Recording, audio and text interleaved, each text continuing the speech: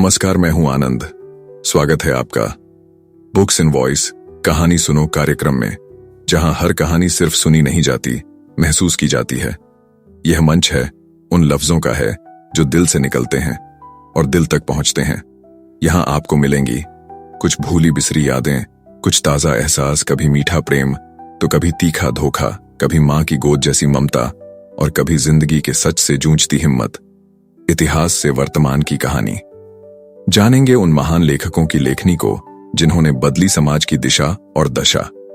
तो चलिए खोलते हैं शब्दों की किताब और सुनते हैं आज की कहानी सिर्फ और सिर्फ बुक्स इन वॉइस के YouTube चैनल पर। तो आज हम लाए हैं आपके लिए लेखक मुंशी प्रेमचंद द्वारा लिखित कहानी वेश्या। तो सबसे पहले सुनेंगे कहानी का सार और फिर होगा कहानी का विस्तार। तो आइए सुनते हैं लेखक मुंशी प्रेमचंद द्वारा लिखित कहानी वेश्या का सार। कहानी वेश्या, लेखक मुंशी प्रेमचंद। प्रस्तुत है कहानी का सारांश। यह कहानी एक ऐसे प्रेम त्रिकोण की है जिसमें 3 प्रमुख पात्र दया कृष्ण, माधुरी और सिंगार सिंह एक दूसरे की भावनाओं से टकराते हैं, उलझते हैं और अंततः टूट जाते हैं। माधुरी एक वेश्या है, लेकिन भीतर से वह एक सच्चे प्रेम और सम्मान के लिए तरसती हुई स्त्री है। दया कृष्ण उससे प्रेम करने लगता है, पर उसके अतीत, व्यवसाय और सामाजिक पहचान को लेकर उसका मन शंका से भरा है। वहीं सिंगार सिंह एक रईस और रंगीला पुरुष है जो माधुरी पर धन लुटाता है, लेकिन प्रेम नहीं दे पाता। जब दया कृष्ण माधुरी से सच्चा प्रेम जताता है, माधुरी उसके साथ नया जीवन शुरू करने को तैयार हो जाती है, लेकिन दया कृष्ण उसकी भावनाओं को संदेह और नैतिक द्वंद्व में तौलता रहता है।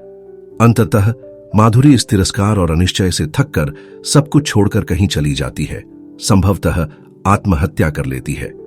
सिंगार सिंह को जब पता चलता है कि माधुरी उसे छोड़ गई है तो वह टूट जाता है। उसका अहंकार, उसका उपहास सब राख हो जाते हैं। ऐसे समय में उसे अपनी पत्नी लीला का मौन और समर्पण भरा प्रेम फिर से दिखता है और वह वापस उसी की ओर लौट आता है। दया कृष्ण को जब यह झांत होता है कि माधुरी अब जीवित नहीं रही तो वह विक्षिप्त सा हो जाता है। पश्चातावा, ग्लानि और आत्मग्लानि से वह टूट जाता है। माधुरी की मृत्यु उसके लिए प्रेम की सबसे कटु सजा बन जाती है। तो अभी आपने सुना लेखक मुंशी प्रेमचंद द्वारा लिखित कहानी वेश्या का सार, और अब कहानी विस्तार से। तो आइए सुनते हैं कहानी वेश्या। 6 महीने बाद कलकत्ते से घर आने पर दया कृष्ण ने पहला काम जो किया वह अपने प्रिय मित्र सिंगार सिंह से मातम पुरसी करने जाना था। सिंगार के पिता का आज 3 महीने हुए देहांत हो गया था। दया कृष्ण बहुत व्यस्त रहने के कारण उस समय न आ सका था। मातम पुरसी की रस्म पत्र लिखकर अदा कर दी थी, लेकिन ऐसा एक दिन भी नहीं बीता कि सिंगार की याद उसे न आई हो। अभी वह 2-4 महीने और कलकत्ते रहना चाहता था, क्योंकि वहां उसने जो कारोबार जारी किया था उसे संगठित रूप में लाने के लिए उसका वहां मौजूद रहना जरूरी था, और उसकी थोड़े दिन की गैर हाजिरी से भी हानि की शंका थी। किंतु जब सिंगार की स्त्री लीला का परवाना आ पहुंचा तो वह अपने को न रोक सका। लीला ने साफ साफ तो कुछ न लिखा था, केवल उसे तुरंत बुलाया था, लेकिन दया कृष्ण को पत्र के शब्दों से कुछ ऐसा अनुमान हुआ कि वहां की परिस्थिति चिंताजनक है और इस अवसर पर उसका वहां पहुंचना जरूरी है। सिंगार संपन्न बाप का बेटा था, बहा ही अलह, बहा ही जिद्दी, बा ही आराम पसंद। दृढ़ता या लग्न उसे छू भी नहीं गई थी। उसकी मां उसके बचपन ही में मर चुकी थी और बाप ने उसके पालने में नियंत्रण की अपेक्षा स्नेह से ज्यादा काम लिया था।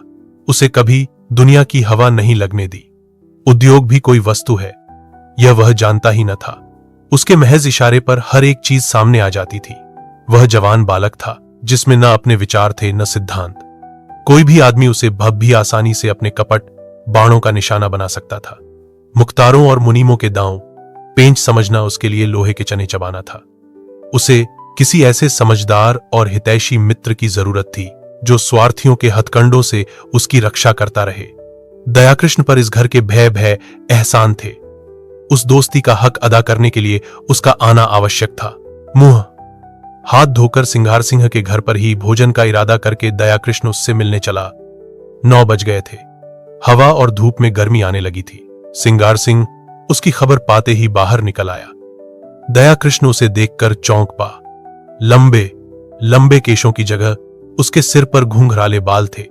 वह सिख था, आगी मांग निकली हुई।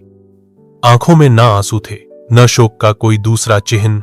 चेहरा कुछ जर्द अवश्य था, पर उस पर विलासिता की मुस्कुराहट थी। वह एक महीन रेशमी कमीज और मखमली जूते पहने हुए था, मानो किसी महफिल से उठा आ रहा हो। संवेदना के शब्द दया कृष्ण के ओंठों तक आकर निराश लौट गए। वहां बधाई के शब्द ज्यादा अनुकूल प्रतीत हो रहे थे। सिंगार सिंह लपककर उसके गले से लिपट गया और बोला, तुम खूब आए यार, इधर तुम्हारी बहुत याद आ रही थी। मगर पहले यह बतला दो, वहां का कारोबार बंद कर आए या नहीं? अगर वह झंझट छो आए हो तो पहले उसे तिलांजलि दे आओ। अब आप यहां से जाने ना पाएंगे। मैंने तो भाई अपना कहना बदल दिया। बताओ कब तक तपस्या करता? अब तो आए दिन जलसे होते हैं। मैंने सोचा यार, दुनिया में आए तो कुछ दिन सैर सपाटे का आनंद भी उठा लो, नहीं तो एक दिन यूं ही हाथ मलते चले जाएंगे, कुछ भी साथ न जाएगा। दया कृष्ण विस्मय से उसके मुंह की ओर ताकने लगा। यह वही सिंगार है या कोई और? बाप के मरते ही इतनी तब्दीली। दोनों मित्र कमरे में गए और सोफे पर बैठे। सरदार साहब के सामने इस कमरे में फर्श और मसनद थी, आलमारी थी। अब दर्जनों गद्देदार सोफे और कुर्सियां हैं, कालीन का फर्श है, रेशमी पर्दे हैं, बए बए आईने हैं। सरदार साहब को संचय की धुन थी, सिंगार को उगाने की धुन है। सिंगार ने एक सिगार जलाकर कहा, तेरी बहुत याद आती थी यार, तेरी जान की कसम। दया कृष्ण ने शिकवा किया, क्यों झूठ बोलते हो भाई? महीनों गुजर जाते थे, एक खत लिखने की तो आपको फुर्सत न मिलती थी। मेरी याद आती थी। सिंगार ने अलहपन से कहा, बस इसी बात पर मेरी सेहत का एक जाम पियो। अरे यार, इस जिंदगी में और क्या रखा है? हंसी खेल में जो वक्त कट जाए उसे गनीमत समझो। मैंने तो यह तपस्या त्याग दी। अब तो आए दिन जलसे होते हैं। कभी दोस्तों की दावत है, कभी दरिया की सैर, कभी गाना बजाना, कभी शराब के दौर। मैंने कहा, लाओ कुछ दिन वह बाहर भी देख लूं, हसरत क्यों दिल में रह जाए। आदमी संसार में कुछ भोगने के लिए आता है, यही जिंदगी के मजे हैं। जिसने ये मजे नहीं चखे उसका जीना वृथा है। बस दोस्तों की मजलिस हो, बगल में माशूक हो और हाथ में प्याला हो, इसके सिवा मुझे और कुछ न चाहिए। उसने अलमारी खोलकर एक बोतल निकाली और 2 गिलासों में शराब डालकर बोला, यह मेरी सेहत का जाम है, इनकार न करना, मैं तुम्हारे सेहत का जाम पीता हूं। दया कृष्ण को कभी शराब पीने का अवसर न मिला था। वह इतना धर्मात्मा तो न था कि शराब पीना पाप समझता, हां, उसे दुर्व्यसन समझता था। गंध ही से उसका जी मितलाने लगा। उसे भय हुआ कि वह शराब का टा चाहे मुंह में ले ले, उसे कंठ के नीचे नहीं उतार सकता। उसने प्याले को शिष्टाचार के तौर पर हाथ में ले लिया, फिर उसे ज्यों का त्यों मेज पर रखकर बोला, तुम जानते हो मैंने कभी नहीं पी, इस समय मुझे क्षमा करो। 10-5 दिन में यह फन भी सीख जाऊंगा। मगर यह तो बताओ, अपना कारोबार भी कुछ देखते हो या इसी में पी रहते हो? सिंगार ने अरुचि से मुंह बनाकर कहा, ओह, क्या जिक्र तुमने छेड़ दिया यार। कारोबार के पीछे इस छोटी सी जिंदगी को तबाह नहीं कर सकता। न कोई साथ लाया है, न साथ ले जाएगा। पापा ने मरकर धान संचय किया, क्या हाथ लगा, 50 तक पहुंचते चल बसे। उनकी आत्मा अब भी संसार के सुखों के लिए तरस रही होगी। धान छोकर मरने से फाकेमस्त रहना कहीं अच्छा है। धान की चिंता तो नहीं सताती, पर यह हाय हाय तो नहीं होती कि मेरे बाद क्या होगा। तुमने गिलास मेज पर रख दिया, जरा पियो, आंखें खुल जाएगी, दिल हरा हो जाएगा और लोग सुआ और बर मिलाते हैं। मैं तो खालिस पीता हूं, इच्छा हो तो तुम्हारे लिए बर मंगाऊं। दया कृष्ण ने फिर क्षमा मांगी, मगर सिंगार गिलास पर गिलास पीता गया। उसकी आंखें लाल लाल निकल आईं, ऊल जलूल बकने लगा, खूब डींगे मारी, फिर बेसुरे राग में एक बाजारू गीत गाने लगा। अंत में उसी कुर्सी पर पापा बेसुधा हो गया। सहसा पीछे का पर्दा हटा और लीला ने उसे इशारे से बुलाया। दया कृष्ण की धामनियों में शतगुण वेग से रक्त दौड़ने लगा। उसकी संकोचमय भीरू प्रकृति भीतर से जितनी ही रूपासक्त थी, बाहर से उतनी ही विरक्त। सुंदरियों के सम्मुख आकर वह स्वयं अवाक हो जाता था। उसके कपोलों पर लज्जा की लाली दौड़ जाती थी और आंखें झुक जाती थीं, लेकिन मन उनके चरणों पर लौटकर अपने आपको समर्पित कर देने के लिए विकल हो जाता था। मित्रगण उसे बूढ़े बाबा कहा करते थे। स्त्रियां उसे अरसिक समझकर उससे उदासीन रहती थीं। किसी युवती के साथ लंका तक रेल में एकांत यात्रा करके भी वह उससे एक शब्द भी बोलने का साहस न करता। हां, यदि युवती स्वयं उसे छेती तो वह अपने प्राण तक उसकी भेंट कर देता। उसके इस संकोचमय अवरुद्ध जीवन में लीला ही एक युवती थी जिसने उसके मन को समझा था और उससे सवाक सहृदयता का व्यवहार किया था। तभी से दयाकृष्ण मन से उसका उपासक हो गया था। उसके अनुभव शून्य हृदय में लीला नारी जाति का सबसे सुंदर आदर्श थी। उसकी प्यासी आत्मा को शरबत या लेमनेड की उतनी इच्छा न थी जितना ठंडे मीठे पानी की। लीला में रूप है, लावण्य है, सुकुमारता है, इन बातों की ओर उसका ध्यान न था। उससे ज्यादा रूपवती, लावण्यमयी और सुकुमार युवतियां उसने पार्कों में देखी थीं। लीला में सहृदयता है, विचार है, दया है, इन्हीं तत्वों की ओर उसका आकर्षण था। उसकी रसिकता में आत्म समर्पण के सिवा और कोई भाव न था। लीला के किसी आदेश का पालन करना उसकी सबसे बड़ी कामना थी। उसकी आत्मा की तृप्ति के लिए इतना काही था। उसने कांपते हाथों से पर्दा उठाया और अंदर आकर खड़ा हो गया और विस्मय भरी आंखों से उसे देखने लगा। उसने लीला को यहां न देखा होता तो पहचान भी न सकता। वह रूप, यौवन और विकास की देवी इस तरह मुरझा गई थी जैसे किसी ने उसके प्राणों को चूसकर निकाल लिया हो। करुण स्वर में बोला, यह तुम्हारा क्या हाल है? लीला, बीमार हो क्या? मुझे सूचना तक न दी। लीला मुस्कुराकर बोली, तुमसे मतलब? मैं बीमार हूं या अच्छी हूं? तुम्हारी बला से। तुम तो अपने सैर सपाटे करते रहे। 6 महीने के बाद जब आपको याद आई है तो पूछते हो बीमार हो। मैं उस रोग से ग्रस्त हूं जो प्राण लेकर ही छोता है। तुमने इन महाशय की हालत देखी, उनका यह रंग देखकर मेरे दिल पर क्या गुजरती है, यह क्या मैं अपने मुंह से कहूं तभी समझोगे। मैं अब इस घर में जबरदस्ती पई हूं और बेहयाई से जीती हूं। किसी को मेरी चाह या चिंता नहीं है। पापा क्या मरे, मेरा सुहाग ही उठ गया। कुछ समझती हूं तो बेवकूफ बनाई जाती हूं। रात रात भर न जाने कहां गायब रहते हैं। जब देखो नशे में मस्त, हफ्तों घर में नहीं आते कि 2 बातें कर लूं। अगर इनके यही ढंग रहे तो साल 2 साल में रोटियों के मोहताज हो जाएंगे। दया ने पूछा, यह लत इन्हें कैसे पक गई? ये बातें तो इनमें न थीं। लीला ने व्यथित स्वर में कहा, रुपये की बलिहारी है और क्या, इसीलिए तो बूढ़े मर के कमाते हैं और मरने के बाद लक्कों के लिए छो जाते हैं। अपने मन में समझते होंगे हम लक्कों के लिए बैठने का ठिकाना किए जाते हैं। मैं कहती हूं तुम उनके सर्वनाश का सामान किए जाते हो, उनके लिए जहर बोए जाते हो। पापा ने लाखों रुपए की संपत्ति न छोई होती तो आज यह महाशय किसी काम में लगे होते। कुछ घर की चिंता होती, कुछ जिम्मेदारी होती, नहीं तो बैंक से रुपए निकाले और उखाए। अगर मुझे विश्वास होता कि संपत्ति समाप्त करके वह सीधे मार्ग पर आ जाएंगे तो मुझे जरा भी दुख न होता। पर मुझे तो यह भय है कि ऐसे लोग फिर किसी काम के नहीं रहते, या तो जेल खाने में मरते हैं या अनाथालय में। आपकी एक वेश्या से आशनाई है, माधुरी नाम है, और वह इन्हें उल्टे छुरे से मुंह रही है जैसा उसका धर्म है। आपको यह खपत हो गया कि वह मुझ पर जान देती है। उससे विवाह का प्रस्ताव भी किया जा चुका है। मालूम नहीं उसने क्या जवाब दिया। कई बार जी में आया कि जब यहां किसी से कोई नाता ही नहीं है तो अपने घर चली जाऊं, लेकिन डरती हूं कि तब तो यह और भी स्वतंत्र हो जाएंगे। मुझे किसी पर विश्वास है तो वह तुम हो। इसीलिए तुम्हें बुलाया था कि शायद तुम्हारे समझाने बुझाने का कुछ असर हो। अगर तुम भी असफल हुए तो मैं एक क्षण यहां न रहूंगी। भोजन तैयार है, चलो कुछ खा लो। दयाकृष्ण ने सिंगार सिंह की ओर संकेत करके कहा, और यह तो अब कहीं दो, 3 बजे चेतेंगे, बुरा न मानेंगे। मैं अब इन बातों की परवाह नहीं करती। मैंने तो निश्चय कर लिया है कि अगर मुझे कभी आंखें दिखाएं तो मैं इन्हें मजा चखा दूंगी। मेरे पिताजी फौज में सूबेदार मेजर है, मेरी देह में उनका रक्त है। लीला की मुद्रा उत्तेजित हो गई। विद्रोह की वह आग जो महीनों से पही सुलग रही थी प्रचंड हो उठी। उसने उसी लहजे में कहा, मेरी इस घर में इतनी सांसत हुई है, इतना अपमान हुआ है और हो रहा है कि मैं उसका किसी तरह भी प्रतिकार करके आत्मग्लानि का अनुभव न करूंगी।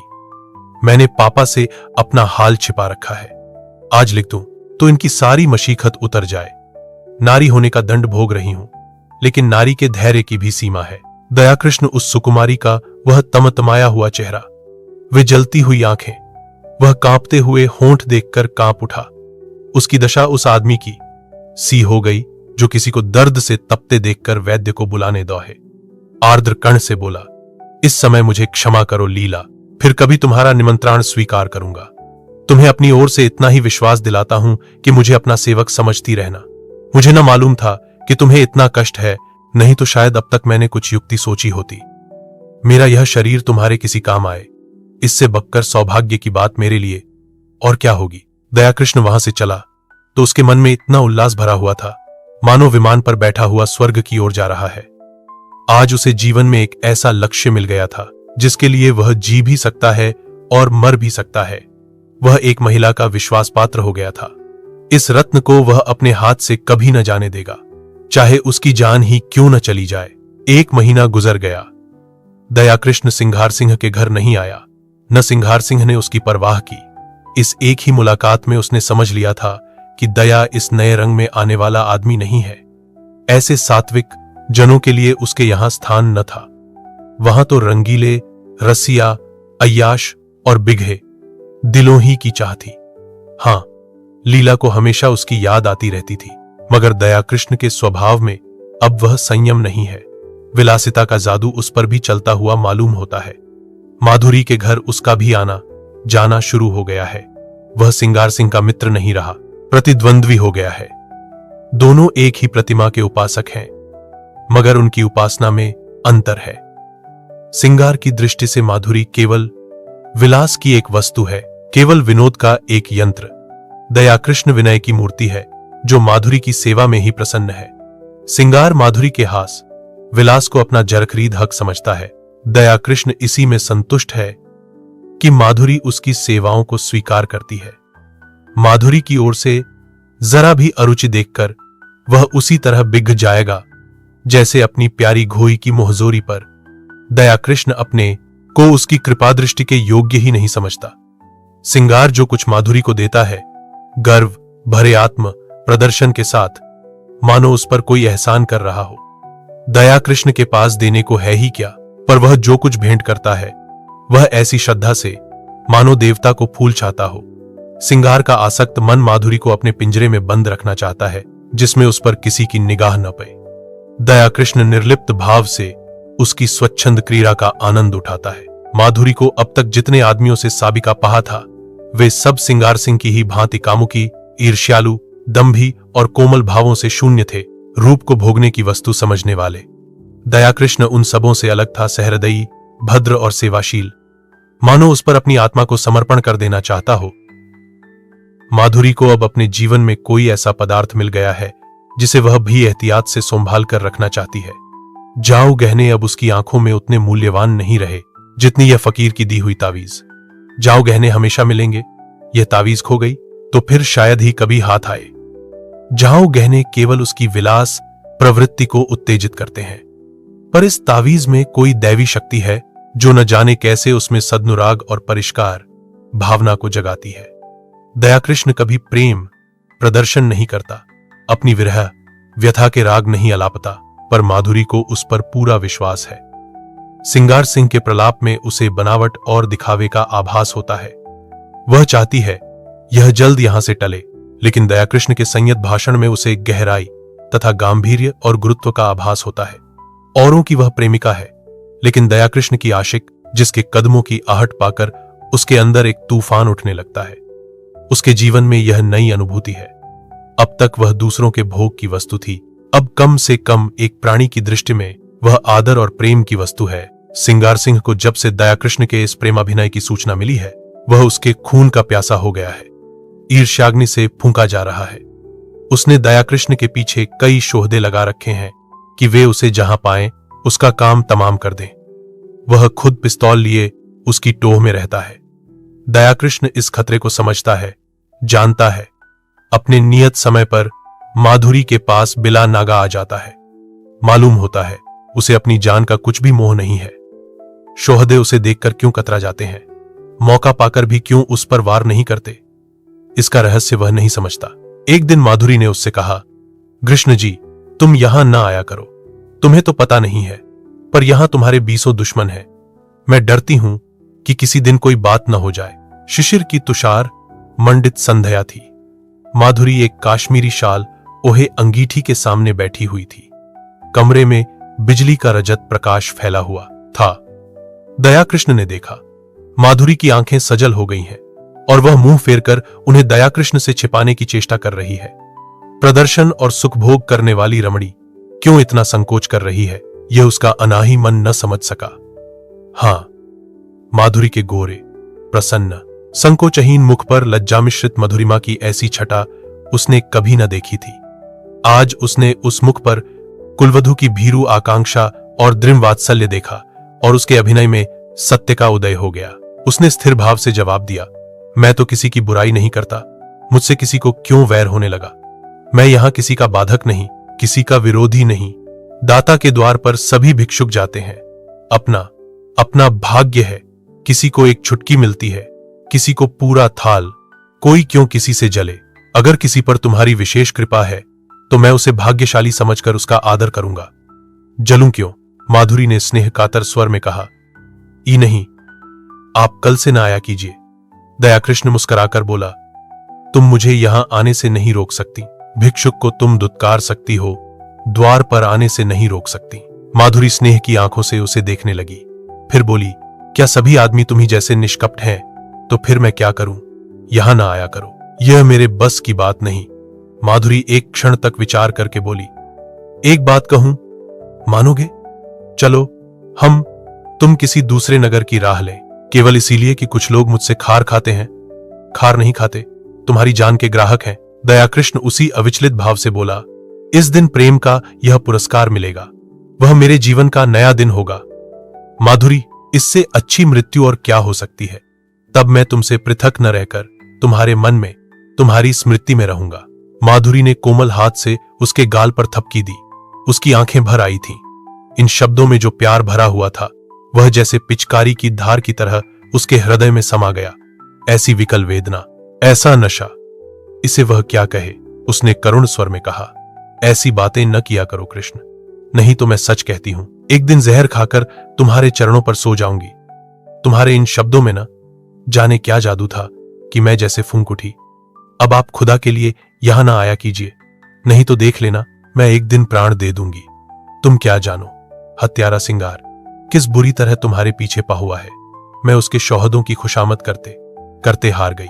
कितना कहती हूं, दयाकृष्ण से मेरा कोई संबंध नहीं, उसके सामने तुम्हारी निंदा करती हूं। कितना कोसती हूं, लेकिन उस निर्दयी को मुझ पर विश्वास नहीं आता। तुम्हारे लिए मैंने इन गुंडों की कितनी मिन्नतें की हैं, उनके हाथ कितना अपमान सहा है, वह तुमसे न कहना ही अच्छा है। जिनका मुंह देखना भी मैं अपनी शान के खिलाफ समझती हूं, उनके पैरों पर ही हूं, लेकिन ये कुत्ते हड्डियों के टुकड़े पाकर और भी शेर हो जाते हैं। मैं अब उनसे तंग आ गई हूं और तुमसे हाथ जोकर कहती हूं कि यहां से किसी ऐसी जगह चले चलो जहां हमें कोई न जानता हो, वहां शांति के साथ पड़े रहें। मैं तुम्हारे साथ सब कुछ झेलने को तैयार हूं। आज इसका निश्चय कराए बिना मैं तुम्हें न जाने दूंगी। मैं जानती हूं तुम्हें मुझ पर अब भी विश्वास नहीं है, तुम्हें संदेह है कि तुम्हारे साथ कपट करूंगी। दयाकृष्ण ने टोका, नहीं माधुरी, तुम मेरे साथ अन्याय कर रही हो। मेरे मन में कभी ऐसा संदेह नहीं आया। पहले ही दिन मुझे न जाने क्यों कुछ ऐसा प्रतीत हुआ कि तुम अपनी और बहनों से पृथक हो। मैंने तुम में वह शील और संकोच देखा जो मैंने कुलवधुओं में देखा है। माधुरी ने उसकी आंखों में आंखें घाकर कहा, तुम झूठ बोलने की कला में इतने निपुण नहीं हो कृष्ण कि वेश्या को भुलावा दे सको। मैं न शीलवती हूं, न संकोचवती हूं और न अपनी दूसरी बहनों से भिन्न हूं। मैं वेश्या हूं, उतनी ही कलुषित, उतनी ही विलासांध, उतनी ही मायाविनी जितनी मेरी दूसरी बहनें, बल्कि उनसे कुछ ज्यादा। न तुम अन्य पुरुषों की तरह मेरे पास विनोद और वासना तृप्ति के लिए आए थे। नहीं, महीनों आते रहने पर भी तुम यूं अलिप्त न रहते। तुमने कभी डींग नहीं मारी, मुझे धन का प्रलोभन नहीं दिया। मैंने भी कभी तुमसे धन की आशा नहीं की। तुमने अपनी वास्तविक स्थिति मुझसे कह दी, फिर भी मैंने तुम्हें एक नहीं अनेक ऐसे अवसर दिए कि कोई दूसरा आदमी उन्हें न छोता, लेकिन तुम्हें मैं अपने पंजे में न ला सकी। तुम चाहे और जिस इरादे से आए हो, भोग की इच्छा से नहीं आए। अगर मैं तुम्हें इतना नीच, इतना हृदयहीन, इतना विलासांधा समझती तो इस तरह तुम्हारे नाज न उठाती। फिर मैं भी तुम्हारे साथ मित्र भाव रखने लगी। समझ लिया, मेरी परीक्षा हो रही है। जब तक इस परीक्षा में सफल न हो जाऊं, तुम्हें नहीं पा सकती। तुम जितने सज्जन हो उतने ही कठोर हो। यह कहते हुए माधुरी ने दयाकृष्ण का हाथ पक लिया और अनुराग और समर्पण भरी चितवनों से उसे देखकर बोली, सच बताओ कृष्ण, तुम मुझ में क्या देखकर आकर्षित हुए थे? देखो, बहानेबाजी न करना। तुम रूप पर मुग्धा होने वाले आदमी नहीं हो, मैं कसम खा सकती हूं। दयाकृष्ण ने संकट में पककर कहा, रूप इतनी तुच्छ वस्तु नहीं है माधुरी, वह मन का आईना है। यहां मुझसे रूपवान स्त्रियाओं की कमी नहीं है। यह तो अपनी निगाह है, मेरे पूर्व संस्कार रहे होंगे। माधुरी ने भव्य सिकोकर कहा, तुम फिर झूठ बोल रहे हो, चेहरा कह देता है। दयाकृष्ण ने परास्त होकर पूछा, पूछकर क्या करोगी माधुरी? मैं डरता हूं कहीं तुम मुझसे घृणा न करने लगो। संभव है तुम मेरा जो रूप देख रही हो वह मेरा असली रूप न हो। माधुरी का मुंह लटक गया, विरक्त सी होकर बोली, इसका खुले शब्दों में यह अर्थ है कि तुम्हें मुझ पर विश्वास नहीं। ठीक है, वेश्याओं पर विश्वास करना भी नहीं चाहिए। विद्वानों और महात्माओं का उपदेश कैसे न मानोगे? नारी हृदय इस समस्या पर विजय पाने के लिए अपने अस्त्रों से काम लेने लगा। दयाकृष्ण पहले हमले में हिम्मत छो बैठा। बोला, तुम तो नाराज हुई जाती हो माधुरी। मैंने तो केवल इस विचार से कहा था कि तुम मुझे धोखेबाज समझने लगोगी। तुम्हें शायद मालूम नहीं है सिंगार सिंह ने मुझ पर कितने एहसान किए हैं। मैं उन्हीं के टुकड़ों पर पला हूं, इसमें रत्ती भर भी मुबालगा नहीं। वहां जाकर जब मैंने उनके रंग ढंग देखे और उनकी साध्वी स्त्री लीला को बहुत दुखी पाया तो सोचते सोचते मुझे यही उपाय सूझा कि किसी तरह सिंगार सिंह को तुम्हारे पंजे से छुआऊं। मेरे इस अभिमान का यही रहस्य है, लेकिन उन्हें छुआ तो न सका, खुद फंस गया। मेरे इस फरेब की जो सजा चाहो दो, सिर झुकाए हुए हूं। माधुरी का अभिमान टूट गया, जलकर बोली, तो यह कहिए कि आप लीला देवी के आशिक हैं। मुझे पहले से मालूम होता तो तुम्हें इस घर में घुसने न देती। तुम तो एक छिपे रुस्तम निकले। वह तोते के पिंजरे के पास जाकर उसे पूछकारने का बहाना करने लगी। मन में जो एक दाह उठ रही थी उसे कैसे शांत करे? दयाकृष्ण ने तिरस्कार भरे स्वर में कहा, मैं लीला का आशिक नहीं हूं माधुरी, उस देवी को कलंकित न करो। मैं आज तुमसे शपथ खाकर कहता हूं कि मैंने कभी उसे इस निगाह से नहीं देखा। उसके प्रति मेरा वही भाव था जो अपने किसी आत्मीय को दुख में देखकर हर एक मनुष्य के मन में आता है। किसी से प्रेम करना तो पाप नहीं है। तुम व्यर्थ में अपनी और लीला की सफाई दे रहे हो। मैं नहीं चाहता कि लीला पर किसी तरह का आक्षेप किया जाए। अच्छा साहब, लीजिए, लीला का नाम न लूंगी। मैंने मान लिया वह सती है, साध्वी है और केवल उसकी आज्ञा से। दयाकृष्ण ने बात काटी, उनकी कोई आज्ञा नहीं थी। ओहो, तुम तो जबान पकते हो कृष्ण, क्षमा करो। उनकी आज्ञा से नहीं, तुम अपनी इच्छा से आए। अब तो राजी हुए। अब यह बताओ आगे तुम्हारे क्या इरादे हैं? मैं वचन तो दे दूंगी, मगर अपने संस्कारों को नहीं बदल सकती। मेरा मन दुर्बल है, मेरा सतीत्व कब का नष्ट हो चुका है। अन्य मूल्यवान पदार्थों की तरह रूप और यौवन की रक्षा भी बलवान हाथों से हो सकती है। मैं तुमसे पूछती हूं, तुम मुझे अपनी शरण में लेने पर तैयार हो? तुम्हारा आश्रय पाकर तुम्हारे प्रेम की शक्ति से मुझे विश्वास है मैं जीवन के सारे प्रलोभनों का सामना कर सकती हूं। मैं इस सोने के महल को ठुकरा दूंगी, लेकिन इसके बदले मुझे किसी हरे वृक्ष की छांव तो मिलनी चाहिए। वह छांव तुम मुझे दोगे? अगर नहीं दे सकते तो मुझे छोड़ दो। मैं अपने हाल में मगन हूं। मैं वादा करती हूं, सिंगार सिंह से मैं कोई संबंध न रखूंगी। वह मुझे घेरेगा, रोएगा, संभव है गुंडों से मेरा अपमान कराए, आतंक दिखाए, लेकिन मैं सब कुछ झेल लूंगी तुम्हारी खातिर से। आगे और कुछ न कहकर वह तृष्णा भरे लेकिन उसके साथ ही निरपेक्ष नेत्रों से दयाकृष्ण की ओर देखने लगी, जैसे दुकानदार ग्राहक को बुलाता तो है पर साथ ही यह भी दिखाना चाहता है कि उसे उसकी परवाह नहीं है। दयाकृष्ण क्या जवाब दे? संघर्षमय संसार में वह अभी केवल एक कदम टिका पाया है। इधर वह अंगुल भर जगह भी उससे छिन गई है। शायद जोर मारकर वह वह स्थान पा जाए, लेकिन वहां बैठने की जगह नहीं, और एक दूसरे प्राणी को लेकर तो वह खा भी नहीं रह सकता। अगर मान लिया जाए कि अदम्य उद्योग से दोनों के लिए स्थान निकाल लेगा, तो आत्मसम्मान को कहां ले जाए? संसार क्या कहेगा? लीला क्या फिर उसका मुंह देखना चाहेगी? सिंगार से वह फिर आंखें मिला सकेगी? यह भी छो। लीला अगर उसे पति समझती है, समझी। सिंगार अगर उससे जलता है तो जले, उसे इसकी परवाह नहीं। लेकिन अपने मन को क्या करे। विश्वास उसके अंदर आकर जाल में फांसे पक्षी की भांति फफाकर निकल भागता है। कुलीना अपने साथ विश्वास का वरदान लिए आती है। उसके साहचर्य में हमें कभी संदेह नहीं होता। वहां संदेह के लिए प्रत्यक्ष प्रमाण चाहिए। कुत्सिता संदेह का संस्कार लिए आती है। वहां विश्वास के लिए प्रत्यक्ष, अत्यंत प्रत्यक्ष प्रमाण की जरूरत है। उसने नम्रता से कहा, तुम जानती हो मेरी क्या हालत है। हां, खूब जानती हूं, और उस हालत में तुम प्रसन्न रह सकोगी। तुम ऐसा प्रश्न क्यों करते हो कृष्ण? मुझे दुख होता है। तुम्हारे मन में जो संदेह है वह मैं जानती हूं, समझती हूं। मुझे भ्रम हुआ था कि तुमने भी मुझे जान लिया है, समझ लिया है। अब मालूम हुआ मैं धोखे में थी। वह उठकर वहां से जाने लगी। दयाकृष्ण ने उसका हाथ पकड़ लिया और प्रार्थी भाव से बोला, तुम मेरे साथ अन्याय कर रही हो माधुरी। मैं सत्य कहता हूं, ऐसी कोई बात नहीं है। माधुरी ने खजे खजे विरक्त मन से कहा, तुम झूठ बोल रहे हो, बिल्कुल झूठ। तुम अब भी मन से यह स्वीकार नहीं कर रहे हो कि कोई स्त्री स्वेच्छा से रूप का व्यवसाय नहीं करती। पैसे के लिए अपनी लज्जा को उघाना तुम्हारी समझ में कुछ ऐसे आनंद की बात है जिसे वेश्या शौक से करती है। तुम वेश्या में स्त्रीत्व का होना संभव से बहुत दूर समझते हो। तुम इसकी कल्पना ही नहीं कर सकते कि वह क्यों अपने प्रेम में स्थिर नहीं होती।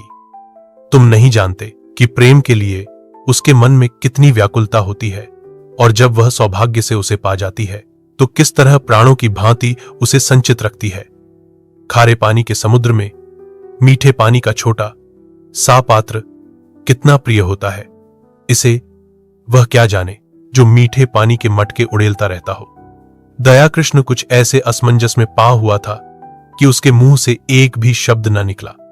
उसके मन में जो शंका चिंगारी की भांति छिपी हुई है वह बाहर निकलकर कितनी भयंकर ज्वाला उत्पन्न कर देगी।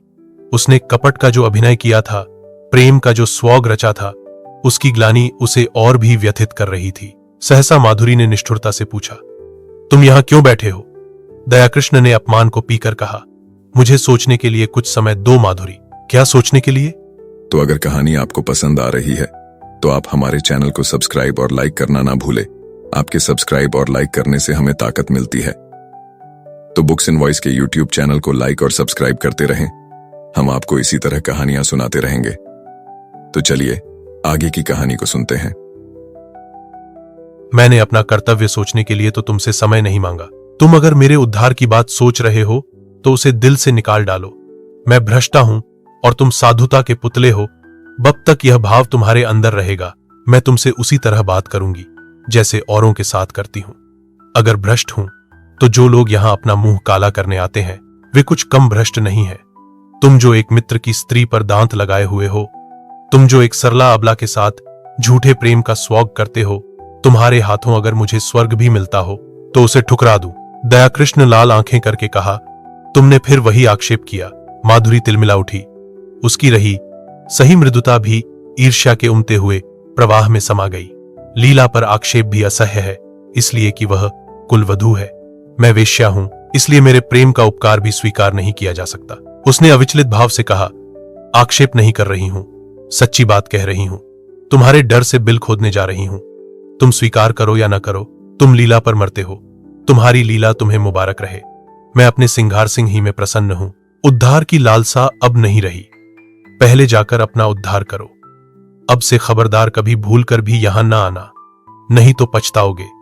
तुम जैसे रंगे हुए पतितों का उद्धार नहीं करते। उद्धार वही कर सकते हैं जो उद्धार के अभिमान को हृदय में आने ही नहीं देते। जहां प्रेम है वहां किसी तरह का भेद नहीं रह सकता। यह कहने के साथ ही वह उठकर बराबर वाले दूसरे कमरे में चली गई और अंदर से द्वार बंद कर लिया। दयाकृष्ण कुछ देर वहां मरमाहत सा रहा, फिर धीरे धीरे नीचे उतर गया, मानो देह में प्राण न हो। 2 दिन दयाकृष्ण घर से न निकला। माधुरी ने उसके साथ जो व्यवहार किया, इसकी उसे आशा न थी। माधुरी को उससे प्रेम था, इसका उसे विश्वास था। लेकिन जो प्रेम इतना असहिष्णु हो, जो दूसरे के मनोभावों का जरा भी विचार न करे, जो मिथ्या कलंक आरोपण करने से भी संकोच न करे, वह उन्माद हो सकता है, प्रेम नहीं। उसने बहुत अच्छा किया कि माधुरी के कपट जाल में न फंसा, नहीं तो उसकी न जाने क्या दुर्गति होती। पर दूसरे क्षण उसके भाव बदल जाते और माधुरी के प्रति उसका मन कोमलता से भर जाता। अब वह अपनी अनुदारता पर अपनी संकीर्णता पर पछताता। उसे माधुरी पर संदेह करने का कोई कारण न था। ऐसी दशा में ईर्ष्या स्वाभाविक है, और वह ईर्ष्या ही क्या जिसमें डंक न हो, विष न हो। माना समाज उसकी निंदा करता, यह भी मान लिया कि माधुरी सती भार्या न होती, कम से कम सिंगार सिंह तो उसके पंजे से निकल जाता। दयाकृष्ण के सिर से हण का भार तो कुछ हल्का हो जाता। लीला का जीवन तो सुखी हो जाता। सहसा किसी ने द्वार खटखटाया। उसने द्वार खोला तो सिंगार सिंह सामने खड़ा था, बाल बिखरे हुए, कुछ अस्त व्यस्त। दयाकृष्ण ने हाथ मिलाते हुए पूछा, क्या पांव पांव ही आ रहे हो? मुझे क्यों न बुला लिया? सिंगार ने उसे चुभती हुई आंखों से देखकर कहा, मैं तुमसे यह पूछने आया हूं कि माधुरी कहां है? अवश्य तुम्हारे घर में होगी। क्यों अपने घर पर होगी? मुझे क्या खबर? मेरे घर क्यों आने लगी? इन बहानों से काम न चलेगा। समझ गए? मैं कहता हूं, मैं तुम्हारा खून पी जाऊंगा, वरना ठीक ठीक बता दो वह कहां गई। मैं बिल्कुल कुछ नहीं जानता, तुम्हें विश्वास दिलाता हूं। मैं तो 2 दिन से घर से निकला ही नहीं। रात को मैं उसके पास था। सवेरे मुझे उसका यह पत्र मिला। मैं उसी वक्त दौहा हुआ उसके घर गया। वहां उसका पता न था। नौकरों से इतना मालूम हुआ, तौगे पर बैठकर कहीं गई है। कहां गई है यह कोई न बता सका। मुझे शक हुआ यहां आई होगी। जब तक तुम्हारे घर की तलाशी न ले लूंगा मुझे चैन न आएगी। उसने मकान का एक एक कोना देखा, तख्त के नीचे, आलमारी के पीछे। तब निराश होकर बोला, भाई बेवफा और मक्कार औरत है, जरा इस खत को पो। दोनों फर्श पर बैठ गए। दयाकृष्ण ने पत्र लेकर पढ़ना शुरू किया। सरदार साहब, मैं आज कुछ दिनों के लिए यहां से जा रही हूं। कब लौटूंगी कुछ नहीं जानती। कहां जा रही हूं यह भी नहीं जानती। जा इसलिए रही हूं कि इस बेशर्मी और बेहयाई की जिंदगी से मुझे घृणा हो रही है, और घृणा हो रही है उन लंपटों से जिनके कुत्सित विलास का मैं खिलौना थी और जिनमें तुम मुख्य हो। तुम महीनों से मुझ पर सोने और रेशम की वर्षा कर रहे हो, मगर मैं तुमसे पूछती हूं, उससे लाख गुने सोने और 10 लाख गुने रेशम पर भी तुम अपनी बहन या स्त्री को इस रूप के बाजार में बैठने दोगे? कभी नहीं। उन देवियों में कोई ऐसी वस्तु है जिसे तुम संसार भर की दौलत से भी मूल्यवान समझते हो, लेकिन जब तुम शराब के नशे में चूर अपने एक एक अंग में काम का उन्माद भरे आते थे, तो तुम्हें कभी ध्यान आता था कि तुम उसी अमूल्य वस्तु को किस निर्दयता के साथ पैरों से कुचल रहे हो? कभी ध्यान आता था कि अपनी कुल देवियों को इस अवस्था में देखकर तुम्हें कितना दुख होता? कभी नहीं। यह उन गीधों और गिद्धों की मनोवृत्ति है जो किसी लाश को देखकर चारों ओर से जमा हो जाते हैं और उसे नोच नोच कर खाते हैं। यह समझ रखो, नारी अपना बस रहते हुए कभी पैसों के लिए अपने को समर्पित नहीं करती। यदि वह ऐसा कर रही है तो समझ लो कि उसके लिए और कोई आश्रय और कोई आधार नहीं है, और पुरुष इतना निर्लज्ज है कि उसकी दुर्वस्था से अपनी वासना तृप्त करता है, और इसके साथ ही इतना निर्दय कि उसके माथे पर पतिता का कलंक लगाकर उसे उसी दुर्वस्था में मरते देखना चाहता है। क्या वह नारी है? क्या नारीत्व के पवित्र मंदिर में उसका स्थान नहीं है? लेकिन तुम उसे उस मंदिर में घुसने नहीं देते। उसके स्पर्श से मंदिर की प्रतिमा भ्रष्ट हो जाएगी। खैर, पुरुष समाज जितना अत्याचार चाहे कर ले, हम असहाय हैं, आत्माभिमान को भूल बैठी हैं। लेकिन सहसा सिंगार सिंह ने उसके हाथ से वह पत्र छीन लिया और जेब में रखता हुआ बोला, क्या भय गौर से पढ़े हो? कोई नई बात नहीं, सब कुछ वही है जो तुमने सिखाया है। यही करने तो तुम उसके यहां जाते थे। मैं कहता हूं, तुम्हें मुझसे इतनी जलन क्यों हो गई? मैंने तो तुम्हारे साथ कोई बुराई न की थी। इस साल भर में मैंने माधुरी पर 10,000 से कम न फूंके होंगे। घर में जो कुछ मूल्यवान था वह मैंने उसके चरणों पर छा दिया, और आज उसे साहस हो रहा है कि वह हमारी कुल देवियों की बराबरी करे। यह सब तुम्हारा प्रसाद है। 70 चूहे खाके बिल्ली हज को चली, कितनी बेवफा जात है। ऐसों को तो गोली मार दे। जिस पर सारा घर लुटा दिया, जिसके पीछे सारे शहर में बदनाम हुआ, वह आज मुझे उपदेश करने चली है। जरूर इसमें कोई रहस्य है, कोई नया शिकार फंसा होगा, मगर मुझसे भागकर जाएगी कहां? ढूंढ न निकालूं तो नाम नहीं। कमबख्त कैसी प्रेम भरी बातें करती थी कि मुझ पर घाव नशा चढ़ जाता था। बस कोई नया शिकार फंस गया। यह बात न हो, मूछ मुहा लूं। दयाकृष्ण उसके सफाचट चेहरे की ओर देखकर मुस्कुराया, तुम्हारी मूछें तो पहले ही मुंह चुकी हैं। इस हल्के से विनोद ने जैसे सिंगार सिंह के घाव पर मरहम रख दिया। वह सरो सामान घर, वह फटा फर्श, वे टूटी फूटी चीजें देखकर उसे दयाकृष्ण पर दया आ गई। चोट की तिलमिलाहट में वह जवाब देने के लिए ईंट पत्थर ढूंढ रहा था, पर अब चोट ठंडी पा गई थी और दर्द घनीभूत हो रहा था। दर्द के साथ साथ सौहार्द भी जाग रहा था। जब आग ही ठंडी हो गई तो धुआं कहां से आता? उसने पूछा, सच कहना, तुमसे भी कभी प्रेम की बातें करती थी? दयाकृष्ण ने मुस्कुराते हुए कहा, मुझसे? मैं तो खाली उसकी सूरत देखने जाता था। सूरत देखकर दिल पर काबू तो नहीं रहता। यह तो अपनी रुचि है मोहनी।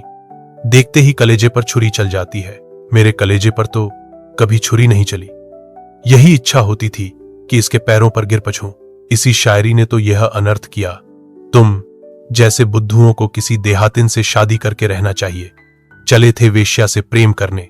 एक क्षण के बाद उसने फिर कहा, मगर है बेवफा, मक्कार। तुमने उससे वफा की आशा की। मुझे तो यही अफसोस है, तुमने वह दिल ही नहीं पाया। तुमसे क्या कहूं? 1 मिनट के बाद उसने सहृदय भाव से कहा, अपने पत्र में उसने बातें तो सच्ची लिखी हैं, चाहे कोई माने या न माने। सौंदर्य को बाजारू चीज समझना कुछ बहुत अच्छी बात तो नहीं है। दयाकृष्ण ने पुचारा दिया, बब स्त्री अपना रूप बेचती है तो उसके खरीदार भी निकल आते हैं। फिर यहां तो कितनी ही जातियां हैं जिनका यही पेशा है। यह पेशा चला कैसे? स्त्रियों की दुर्बलता से? नहीं, मैं समझता हूं बिस्मिल्लाह पुरुषों ने की होगी। इसके बाद एकाएक जेब से घड़ी निकालकर देखता हुआ बोला, ओहो, 2 बज गए और अभी मैं यहीं बैठा हूं। आज शाम को मेरे यहां खाना खाना, जरा इस विषय पर बातें होंगी। अभी तो उसे ढूंढ निकालना है। वह है कहीं इसी शहर में। घर वालों से भी कुछ नहीं कहा। बूया नायका सिर पीट रही थी। उस्ताद जी अपनी तकदीर को रो रहे थे। न जाने कहां जाकर छिप रही।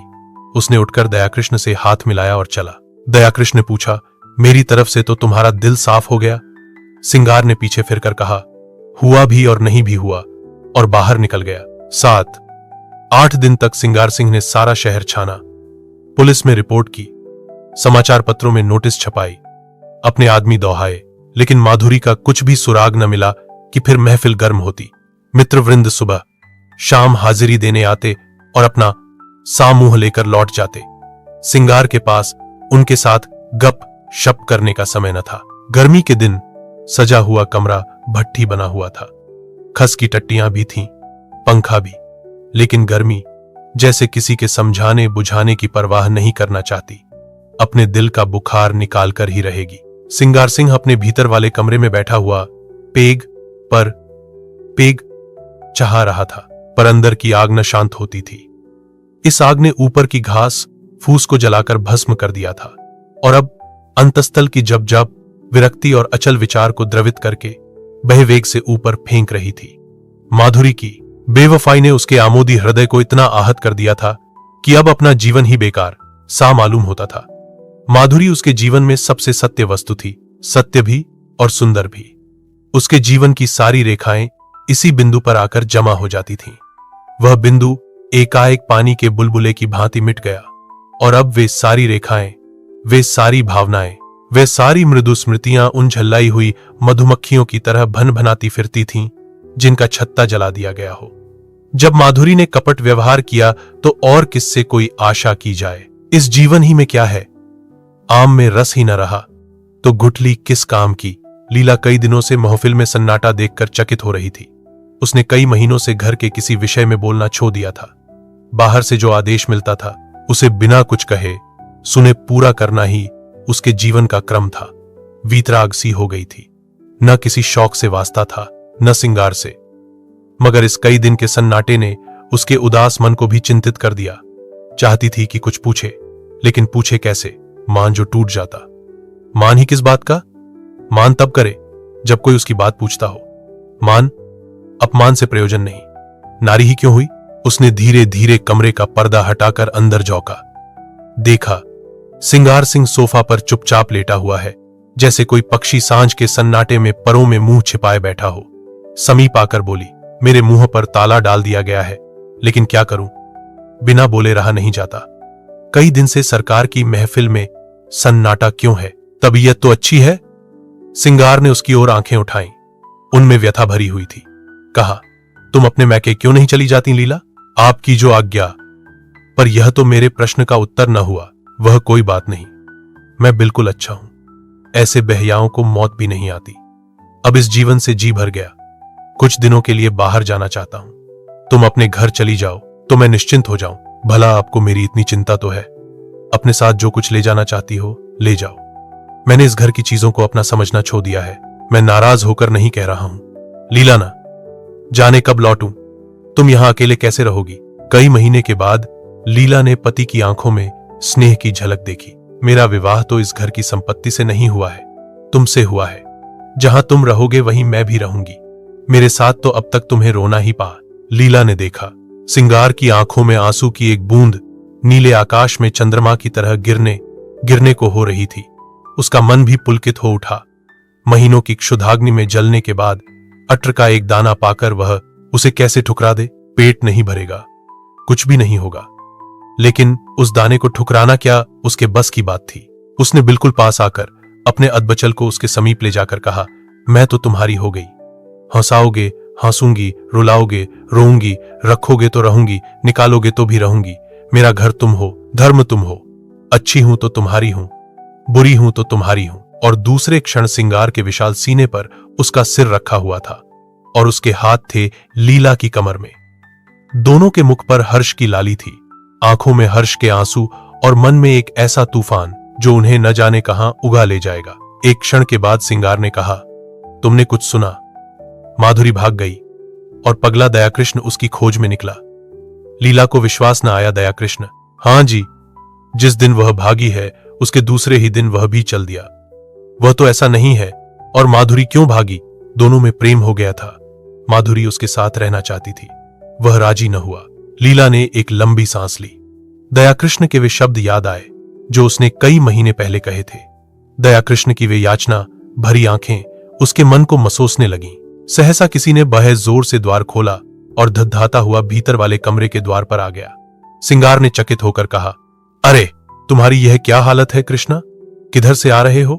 दयाकृष्ण की आंखें लाल थीं, सिर और मुंह पर गर्द जमी हुई, चेहरे पर घबराहट जैसे कोई दीवाना हो। तो कैसी लगी आपको ये कहानी जरूर कमेंट करें। और हाँ, अगर कोई खास कहानी आपको सुननी तो भी हमें कमेंट करके बताएं। हम सुनाएंगे आपको आपकी पसंद की कहानी सिर्फ और सिर्फ बुक्स इन वॉइस के YouTube चैनल पर कहानी सुनो कार्यक्रम में। नमस्कार। आप सभी का कहानी सुनने के लिए बहुत बहुत आभार।